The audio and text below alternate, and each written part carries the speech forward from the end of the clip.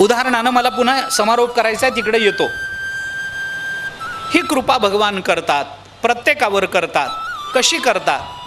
महाभारतामध्ये भगवंताच्या कृपेचा एक फार सुंदर प्रकार आपल्यासमोर मांडला आहे. भगवान आपलं रक्षण करतात. भक्ताचं रक्षण परमात्मा करतो. दया, कृपा, आपण काही म्हणा, दुःख निवृत्ती त्याची करून देतो, त्याला आनंदावाप्ती देतो. कुणाकरता भगवंतानी काय केलं याची अनेक उदाहरणं आहेत. भागवतातही आहेत, महाभारतातही आहे, रामायणातही आहेत. भगवंतांनी बिभीषणाला शरणागती दिली, भगवंताची कृपाच आहे. एवढंच नाही, भगवंतानी रावणाला मारलं, ही भगवंताची कृपाच आहे. कारण भगवंताच्या हातून मृत्यू मिळाल्यामुळे त्याला बिचाऱ्याला मोक्ष प्राप्त झाला. प्रतिकूलाची निवृत्ती करून देतात भगवान. त्या राम रावण युद्धामध्ये झालं. असं युद्ध झालं, रावण पडला, भगवंताचा विजय झाला.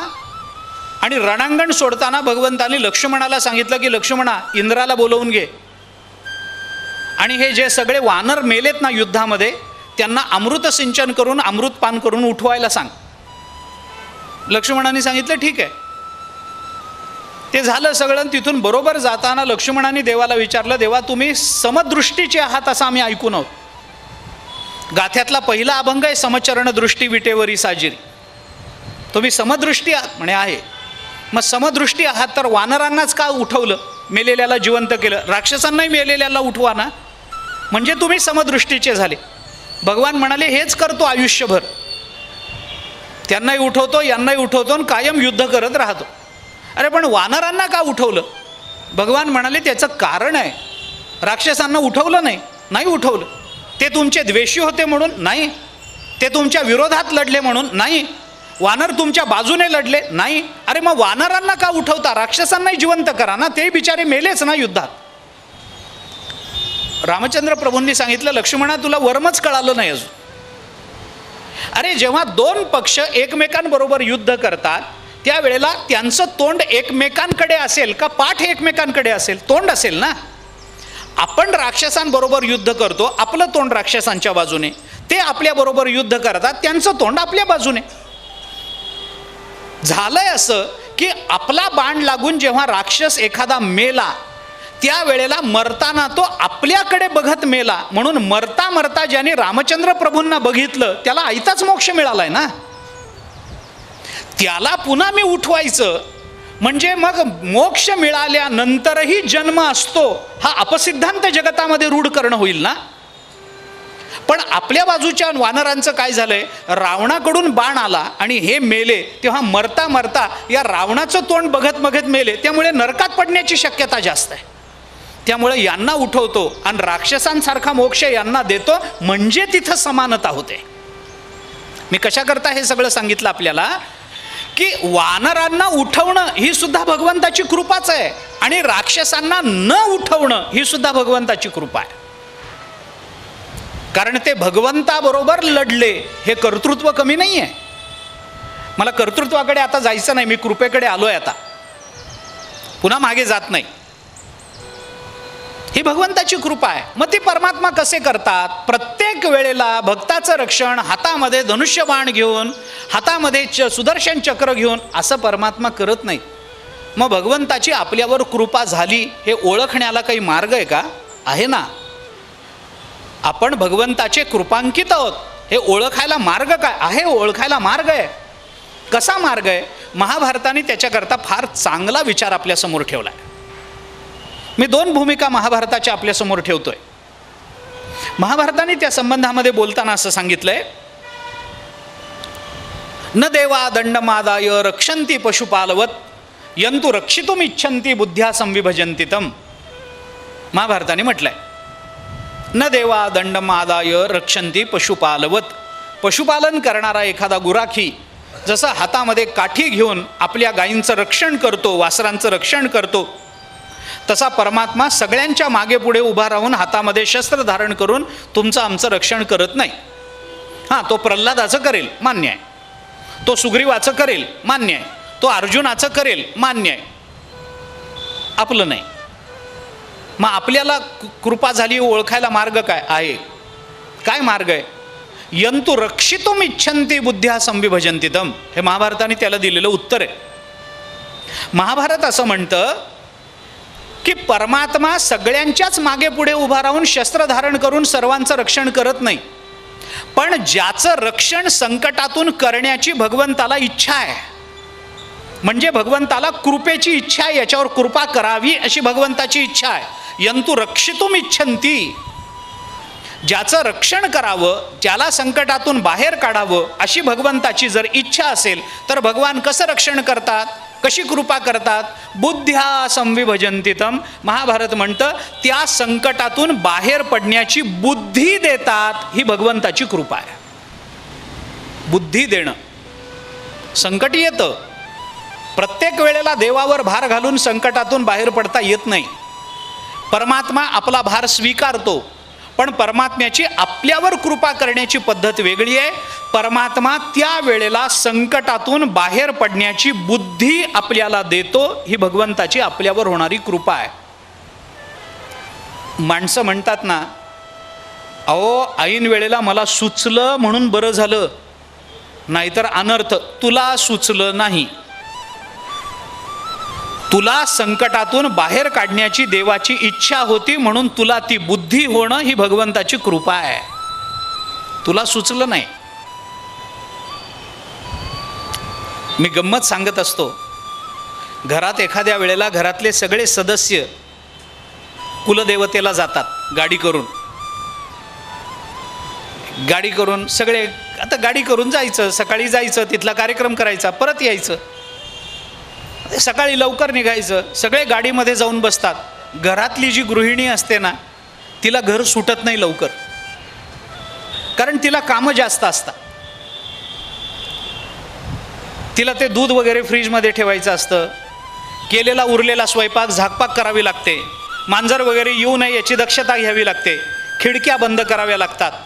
लोक कसेही अस्ताव्यस्त कपडे टाकून गेलेले असतात, आल्यानंतर ते तसं बरं नाही म्हणून ते घड्या करून जायचं असतं. कपाटाची दारं उघडी असतात, ती बंद करायची असतात. पाण्याचा नळ वगैरे तोटी चालू असते, ती बंद करायची असते. आपण किती काम तिच्या जीवावर टाकून जातो याचा विचार कधीतरी केला पाहिजे ना. हे सगळं करते. बरं, हे सगळं करत करत करत घराची सुरक्षा हाही तिच्याच जीवावर आहे, हाही प्रश्न तिच्याच जीवावर आहे. मग ती दार लावते, मग बाहेर आली की दुसरं एक दार असतं ती लावते, त्याच्यानंतर ग्रिल असतं ते लावते, त्याच्यानंतर एक लाकडी दरवाजा असतो तो लावते, त्याच्यानंतर लोखंडाचा दरवाजा असतो तो लावते, त्याच्यानंतर खाली उतरते आणि मग गेट लावते. आणि गेट लावून गाडीत बसली की घरातले म्हणतात, आई किती वेळ ग, तुला घर सुटत नाही बघ, आम्ही केव्हापासून तुला आरडाओरडा करतोय तुझ्या नावाने, पटकन का आली नाहीस, किती उशीर झाला, आता कधी जायचं आपण, यायला उशीर होईल, पटकन का आली नाहीस, तू यायला पाहिजे होतं, तू का नाही आलीस, का नाही आली. मग ती म्हणणार, कामं होती मला, दुधाचं वगैरे बघायचं, दह्याचं बघायचं, विरजणं बघायची, अमुक तमुक लाख भानगडी होत्या. बरोबर, चला आता निघायचं का. हां निघायचं म्हणून गाडी सुरू केली की ती आई सांगते, थांबा थांबा थांबा थांबा. काय, वर जाऊन बघून येते. पुन्हा गाडीतून उतरते, पुन्हा तेवढेच दरवाजे. आता तो क्रम माझ्या लक्षात नाही आहे, लाकडाचा लोखंडाचा वगैरे, ते तुमचं तुम्ही लक्षात ठेवा. त्या क्रमानं ते सगळे दरवाजे, ते कुलप उघडत जाते, आत जाते आणि जाऊन बघते तर गॅसचं बटन चालू असतं. मग पुन्हा ते सगळं बंद करते, त्याच क्रमानं मागे चालत येते आणि मग गाडीत येऊन पुन्हा मुलं ओरड, आई तुला असंच आहे, तुझ्या लक्षातच राहत नाही, तू किती उशीर झाला बघ बघ, कशाला वर गेली होती. मग ती आई सांगते, मला आईन वेळेला लक्षात आलं म्हणून बरं झालं, गॅसचं बटन चालू होतं, झालं असतं काही तर तुझ्या लक्षात आलं नाही. तुझ्या घरात अनर्थ निर्माण होऊ नये ही भगवंताची इच्छा होती, म्हणून बसल्या बसल्या तुझ्या बुद्धीमध्ये भगवंतानी ते बघण्याची प्रेरणा दिली. भगवान संकट दूर करत नाही, संकटातून बाहेर पडण्याची बुद्धी देत असतो. परमात्म्याच्या कृपेचं वैलक्षण्य कशात ठेवायचं आहे आपण बघा. कोणत्या पद्धतीनं आम्हाला ही कृपा बघता येईल त्याचाही विचार करा. बरं, याचा दुसराही एक विचार आहे, आपल्याला त्याचाही विचार करता येतो. यस्मै देवा प्रयच्छन्ति पुरुषाय पराभवम बुद्धिम तस्यापकर्षंती सो अवाचिनानी पश्यती, हेही महाभारताने बोलून दाखवलं. बरं, ज्याचा देवाला काटा काढायचा आहे ना, परमात्मा त्याला शस्त्रानं मारत नाही. मग परमात्मा काय करतो? फक्त त्याची बुद्धी फिरवतो, आपोआप तो आपल्या कर्मानं मरतो. करत काहीच नाही परमात्मा. ज्याला राखायचं आहे, ज्याच्यावर कृपा करायची आहे, बुद्धी देऊन कृपा करणं हे भगवंताच्या कृपेचं एक माध्यम आहे. परमात्मा याही पद्धतीनं कृपा करतात. आणि मग अशी कृपा ज्या वेळेला आपल्याकडून घडते किंवा भगवंताकडून घडते, त्यावेळेला मानवी जीवन हे आनंदमय होतं, संपन्न होतं. आणि मग ते संपन्न झालेलं जीवन हे भगवत कृपांकित असल्यामुळे जगताच्या समोर आदर्श रूपानं उभं राहत असतं. आपण याचा थोडासा विचार करू. आपण ज्ञानेश्वरीकडे येऊ आणि या विचाराचा समारोप करू. ज्ञानोबारायांनी या संबंधामध्ये केलेली चिंतनं जर आपण बघितली तर ती मी आपल्याला जाता जाता सांगून जाणार. भगवंताची कृपा कशी होते, भगवान कृपा करतात. आपण ज्ञानेश्वरीत कृपेचे किती परवा दोन दिवस संदर्भ दिलेत. मला आता पुन्हा ते सगळं सांगण्याचं कारण नाही आहे. ज्ञानोबाराय कृपेचं वर्णन करताना भगवंताला फार चांगल्या पद्धतीनं एका रूपकालंकारातून मांडतात. ज्ञानोबारायांनी भगवंताला म्हटलंय, तो कृपा पियुष सजळू. सजल म्हणजे मेघ, कृपेनं भरलेला मेघ म्हणजे भगवान आहे. भगवान वर्षाव करायला कृपेचा तयार आहेत, तयार होऊन बसलेले आहेत. फक्त आम्ही आमचं कर्तृत्व सिद्ध करत नाही आहोत. आमची अडचण तिथे झाली. बरं, ज्ञानोबारायांनी किती बारकाईनं सांगितलंय, तो कृपा पियुष सजळू. आणि जवळी आला वर्षा काळू. आणि पावसाळाही जवळ आहे, मेघामध्ये पाणी आहे, मेघ आमच्यावर आलेला आहे, तो तयार आहे. पण आमच्यावर कृपा होत नाही ना, अर्जुनावर होते. काय कारण आहे? ज्ञानोबारायांनी रूपकालंकारातून फार सुंदर पद्धतीनं ते आपल्याला सांगितलं. ज्ञानोबाराय म्हणतात, तो कृपा पियुष सजळू आणि जवळी आला वर्षा काळू, नाना कृष्ण कोकिळू अर्जुन वसंतू.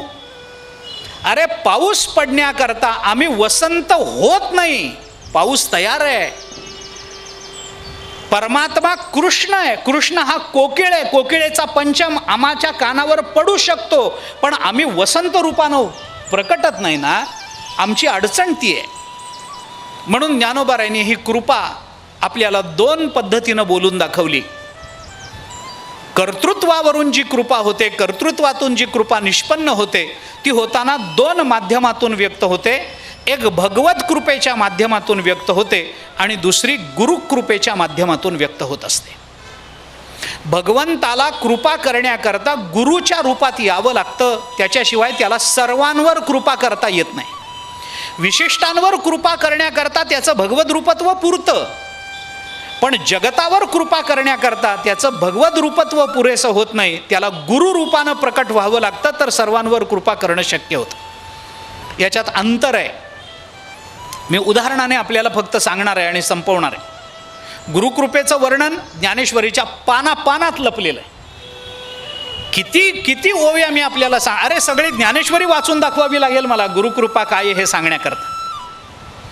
ज्ञानोबाराय म्हणतात, अरे माझा श्वास गुरुकृपा आहे, माझं बघणं गुरुकृपा आहे, माझं ज्ञानेश्वरी सांगणं गुरुकृपा आहे, आणि गीतेच्या श्लोकांवर मला असं भाष्य सुचणं ही गुरुकृपा आहे. नाहीतर माझ्याजवळ काय? एरवी तरी मी मूर्खू, जरी जाहला अविवेकू, तरी संत कृपाधीपकू सोजवळू असे.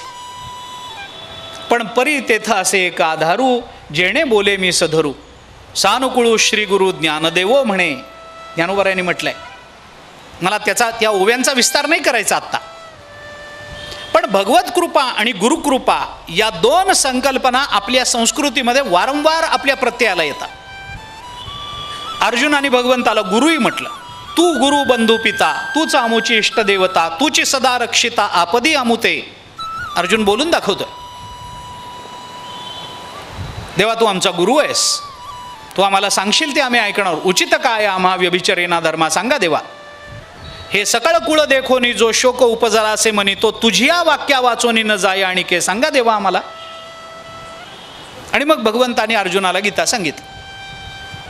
मान्य आहे. भगवत कृपा आणि गुरुकृपा याच्यातलं अंतर कसं लक्षात घ्यायचं, एक थोडंसं बोलतो. मला प्रमाण द्यायला खरंच वेळ नाही आत्ता, वेळ संपली माझी जवळजवळ. पण गुरुकृपा आणि भगवत कृपा याच्यातलं अंतर कसं सिद्ध करायचं. आपल्या अत्यंत अंतरंग भक्ताच्या कल्याणाकरता जो कृपा करतो ना, त्यावेळेला ती भगवत कृपा असते. मी उदाहरणानं आपल्याला सांगतो. उदाहरणानं आपल्या एखाद्याच भक्तावर ज्या वेळेला कृपा करतो ना, त्यावेळेला तो परमात्मा असतो. पण एकावर कृपा न करता सगळ्यांवर कृपा करण्याकरता जे येतात ना, तेव्हा त्यांना गुरु म्हणतात. तोच परमात्मा गुरु रूपाने येतो. पण भगवत रूपात आलं की त्याला फार बंधनं पडतात, आणि गुरुरूपात आलं की त्यांना सगळ्यांना जवळ घेता येतं. हा फरक आहे. मी उदाहरण सांगतो. आपल्या कालही परवाही आपण बोललो. भगवंताने अर्जुनाला गीता सांगितली. कुरुक्षेत्रावर दुसरं कोणी नव्हतं का? होतं. ऐकणारे अधिकारी होते की नाही? होते. पण सांगितली कोणाला? फक्त अर्जुनाला. अंतरंग भगवंताचा अत्यंत अंतरंग अर्जुन. अर्जुनाला गीता सांगितली. कितीदा सांगितली? एकदाच सांगितली. महाभारतामध्ये पुढं एक कथा येते. नंतर धर्मराजाचं राज्य सुरू झालं आणि स्वर्गारोहणाच्या काही काळ आधी भगवान श्रीकृष्ण पांडवांना भेटायला गेलेले असताना धर्मराज युधिष्ठिराने भगवंताला असं सांगितलं की देवा, त्यावेळेला तुम्ही त्या रणांगणावर अर्जुनाला गीता सांगितली, त्याचं कल्याण झालं, ती आम्हाला एकदा सांगा ना. भगवान म्हणाले आता नाही, गेलं संपलं. अर्जुनाने एकदा विनंती केली आहे भगवंताला. त्यावेळेला रणांगण होतं, युद्धाची धामधुमी होती, माझ्या मनात बरेच प्रश्न होते. गीता ऐकली मी नीट, परंतु आता कसं आहे, जरा निवांत आहे, त्यामुळे आता पुन्हा सांगा. भगवान म्हणाले आता नाही. का नाही? आता मलाही तशी गीता सांगता येणार नाही जशी मी तुला रणांगणावर सांगितली. भगवंताने कबूल केलं. एकट्या अर्जुनाला भगवान गीता सांगतात, ही भगवत कृपा आहे. पण एकट्या अर्जुनाला गंमत सांगू, हीच गीता जेव्हा ज्ञानोबारायांच्या हाताला लागली तेव्हा ती एका करता मर्यादित राहिली नाही, ती जगाकरता उघडी करून दिली. ही संत आणि गुरुकृपा आहे. हा फरक आहे, दोन्हीमध्ये फरक आहे. एका अंतरंग भक्ताच्या कल्याणाकरता करणं ही भगवत कृपा आहे, आणि जगताच्या कल्याणाकरता सांगणं ही संत कृपा असते, ही गुरुकृपा असते. त्यामुळे परमात्म्याला ज्या वेळेला सगळ्यांच्या कल्याणाची तळमळ निर्माण होते ना, तेव्हा त्या परमात्म्याला ज्ञानोबारायांच्या, तुकोबारायांच्या, समर्थांच्या रूपानं प्रकट व्हावं लागतं. त्याला कृष्ण म्हणून प्रकट होता येत नाही. कृष्ण म्हणून प्रकट झाला की त्याला अर्जुन शोधावा लागतो, आणि ज्ञानोबाराय म्हणून प्रकट झाले की तुम्हाला आम्हाला जवळ घेता येतं. हा फरक आहे. हा फरक आहे. गुरुकृपा वेगळी असते, संत कृपा वेगळी असते. परमात्मा या दोन्ही रूपानं. मग गुरु कोण आहे? अरे परमात्माच गुरु रूपानं येत.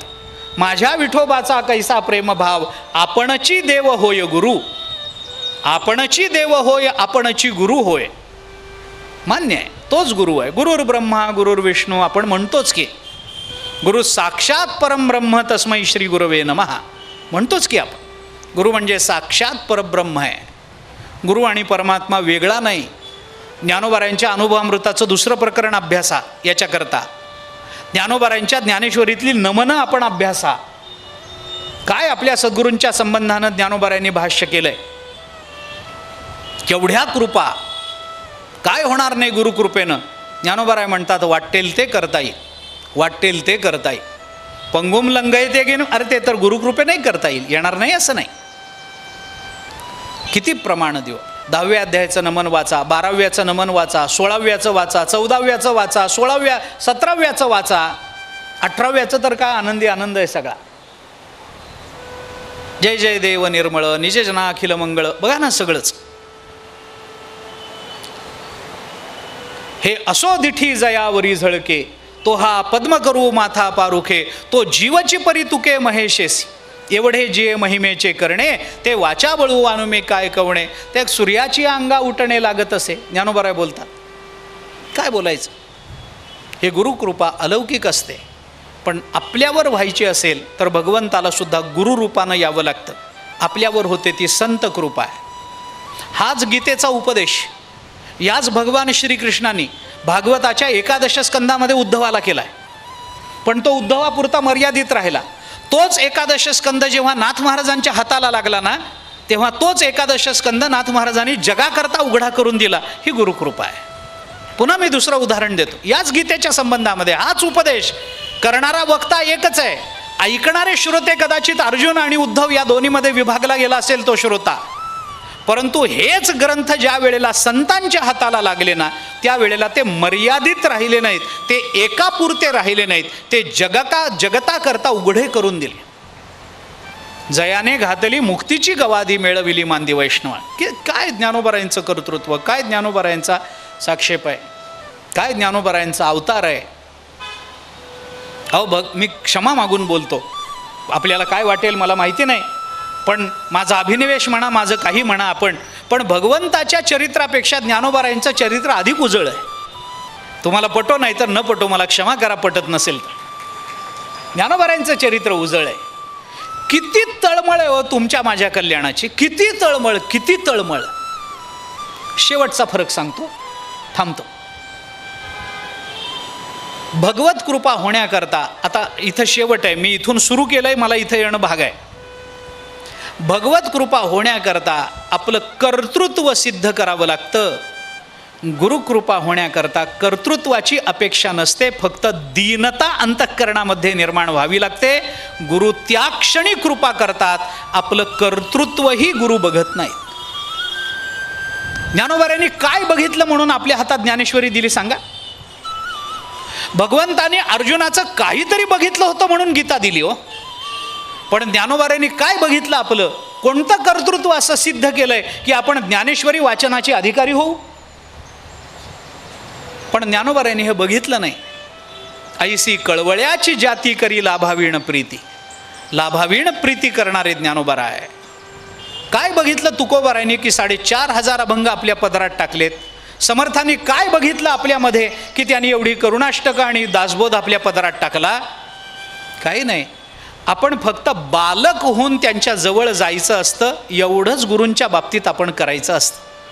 आपले सगळे अभिनिवेश, आपले सगळे अहंकार, आपला देह, आपली बुद्धी, आपलं मन, आपली इंद्रिय, या कोणत्याही पदार्थाचा आणि वस्तूचा कोणताही अहंकार आणि ममत्वाभिमान अंतःकरणामध्ये धारण न करता आपण फक्त मी तुमचा झालो एवढंच आपल्या सद्गुरूंना म्हणायचं असतं.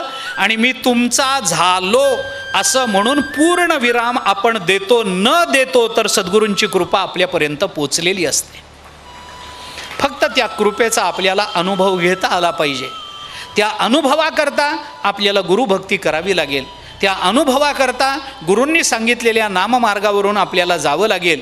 गुरूंनी सांगितलेल्या साधन संपदा आपल्याला स्वीकाराव्या लागतील आणि आपल्याशीच आपण प्रामाणिक राहून त्या साधनेचा अवलंब आपल्या जीवनामध्ये करावा लागेल. गुरुकृपा दारात उभी आहे, आम्ही दार उघडत नाही, याच्यात दोष त्यांचा नाही आहे. सूर्याचा प्रकाश खिडकीत आहे उभा, आम्ही खिडकी उघडून ऊन आत घेत नाही हो. आमची अडचण ती आहे. आम्हाला आमच्या अंतःकरणाचे दरवाजे मोकळे केले पाहिजेत आणि हे मोकळे करायचे असतील आणि त्याच्याकरता ती संवेदनशीलता आणि त्या जाणीवेकरता जर आमच्या अंतःकरणामध्ये काही विशेष अधिकाराची अपेक्षा असेल तर तो अधिकार आणि ती जाणीव आपल्याला ज्ञानेश्वरीच्या वाचनाने निश्चित प्राप्त होईल. म्हणून गुरुकृपा असो अथवा भगवत कृपा असो, त्याच्या प्राप्तीकरता आपल्याकडे उपलब्ध असणारं साधन आहे ज्ञानेश्वरी. आपल्याकरता उपलब्ध असणारं साधन आहे गाथा. आपल्याकरता उपलब्ध साधन संत वाङ्मय. त्या साधनांचा आपण जर आश्रय करू, या वाङ्मयाचा जर आपण आश्रय करू तर त्या गुरुकृपेला आपण पात्र होऊ. ज्ञानोबराय किंवा भगवान बघताना म्हणतील काय कर्तृत्व गाजवलं आहे म्हणून कृपा करावी, तर ते कर्तृत्व सांगताना आपल्याला हे सांगता आलं पाहिजे की मी आयुष्यात ज्ञानेश्वरीची भरपूर पारायणं केली आहेत. मग भगवंतानी कृपा करावी की करू नये हे भगवंताच्याही हातात राहणार नाही. त्याला आपल्यावर कृपा करणं भाग आहे, कारण आपण ज्ञानेश्वरीचा आश्रय केला आहे, आपण गाथ्याचा आश्रय केला आहे, आपण तुकोबारायांच्या चरणाचा आश्रय केला आहे ना. मग आपण कृपा प्राप्त करून घेण्याचे निश्चितपणाने अधिकारी होऊ. तर अशी कृपा तुमच्या आमच्यावर व्हावी याच्याकरता भगवंतानी आधी आम्हाला कर्तृत्व सिद्ध करण्याची बुद्धी द्यावी, भगवंतानी आमच्याकडून ते कर्तृत्व सिद्ध करून घ्यावं, भगवंतानी आमच्यावर ती कृपा त्या दृष्टीने करावी, बुद्धी देऊन करावी, कशीही करावी, पण ती कृपा करावी आणि भगवंतानी गुरुरूपामध्ये येऊन आमचं कोणतंही कर्तृत्व न पाहता आमच्याकडे फक्त ज्ञानेश्वरी आहे एवढ्या एका जोरावर आमच्यावर कृपा करावी, एवढी एक प्रार्थना सद्गुरूंच्या आणि परमात्म्याच्या चरणी करतो. 3 दिवस आपण या सगळ्या गोष्टीचा विचार करत होतो. आपल्याला इथं थांबायचं आहे, नाईलाज आहे आपला, थांबायचं आहे. खरं म्हणजे या 3 दिवसामध्ये सगळा विषय मांडून होईल का, तर त्याचं उत्तर आहे होणार नाही. 3 दिवसामध्ये सगळंच आपल्याला बोलता आलं का, तर त्याचं उत्तर आहे नाही. परंतु 3 दिवसाची मर्यादा होती म्हणून आपल्याला तेवढंच गोड वाटलं. हे जर आपण जास्त लांबवत राहू तर फार काही आपल्याला त्याच्यातून निष्पन्न करता येईल, विषय मिळतील, मिळणार नाही तसं नाही. ज्ञानोबारायांचं वाङ्मय आहे, समुद्राहून खोल अर्थ भरीत आहे, जाता येईल आत, जाता येणार नाही. पण विषयाची गंमत ही एवढ्यातच होती, ती तेवढ्यातच आपल्याला थांबवावी लागणार आहे. याकरता सगळ्यात पहिल्यांदा अर्थात विकास सहकारी बँकेला आपण धन्यवाद दिले पाहिजेत, सर्वांनी मिळून धन्यवाद दिले पाहिजेत, कारण त्यांनी या कार्यक्रमाचं आयोजन केलं आहे. माझ्याकडून विशेष धन्यवाद किंवा या कारणाकरता की निदान या विषयाचा मला अभ्यास करण्याची संधी आपण प्राप्त करून दिलीत, त्याबद्दल मी आपल्या सर्वांप्रती कृतज्ञ आहे. या निमित्तानं निदान काही बघणं माझ्याकडून झालं, थोडा काही विषय मांडणं माझ्याकडून झालं. दृष्टांत भागवतातले अनेक देता येतील, रामायणातले अनेक देता येतील, परंतु सगळंच देणं मला शक्य नाही. पण हा वाग्यज्ञ मला इथे पूर्ण करणं भाग आहे, म्हणून तेवढ्यापुरता मी थांबणार आहे. विकास सहकारी बँकेला अंतःकरणपूर्वक धन्यवाद देतो. अर्थात सगळ्यांनाच मला खरं तर विशेष एकाचं नाव घ्यायचं नाही आहे, खरं तर घ्यायचं नाही आहे. पण जी नावं माझ्या मनात आहेत ना, ती मनात असलेली ती नावं मला असं सांगतायत की निदान मणियारजींचं नाव घ्या. आपल्याकडे म्हण आहे, हत्ती के पाँव में सबके पाँव, असं ना. एकाच्या नावामध्ये सर्व नावाचा अंतर्भाव होत असतो. तसं कारण का मला आमंत्रण आपल्याकडून आलं, अर्थात आपल्या मागे ही सगळी मंडळी उभी आहेत आणि ही मंडळी एकनिष्ठतेने आपल्या सगळ्यांच्या मागे उभी आहेत, हे मला माहिती आहे. आपल्या बँकेचा विकास होतोच आहे, तो होत राहीलच. संपत्ती आणि भक्ती या दोन्ही गोष्टी थांबवता येणाऱ्या नाही आहेत, या वाढतच राहतात. त्यामुळे हे वाढत राहील. पण मघाशी आपण मला सांगितलं, तर आपणही बोललात त्याबद्दल, त्यावरून मला हे कळलं की कसा आग्रह केला म्हणजे बँकेची संपत्ती वाढते, खातेदार कसे वाढतात हे आपल्या भाषणात मला कळालं. नाहीतर खातेदार वाढत नाहीत. तुम्ही हो म्हणल्याशिवाय मी पुढचा कार्यक्रम सुरूच करणार नाही. खातेदार वाढणार नाही तर काय होईल, संपत्ती वाढणार नाही तर कशी राहील.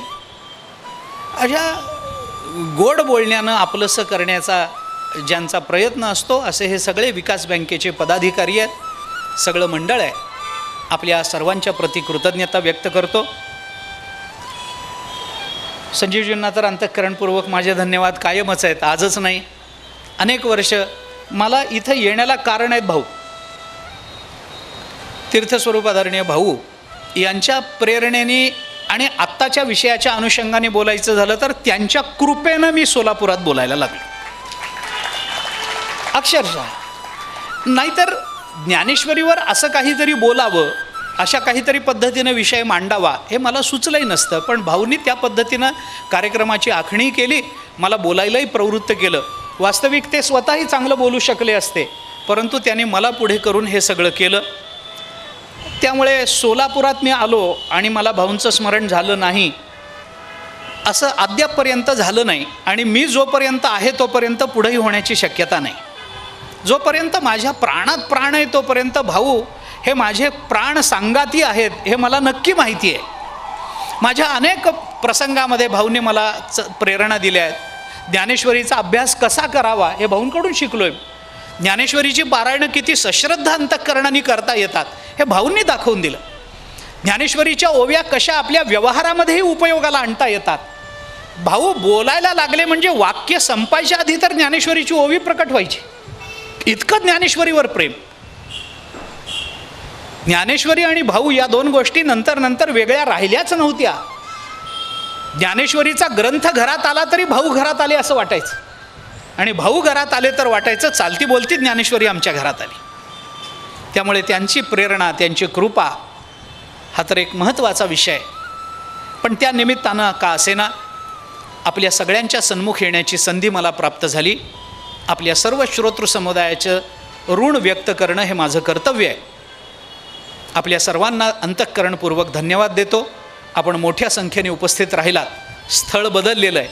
आपल्याला किती जवळ पडलं किती लांब पडलं मला नेमकं माहिती नाही, पण याचा कोणताही विचार न करता आपण वेळेपूर्वी इथं उपस्थित राहत असत. 3 दिवस आपण हे चिंतन ऐकलं.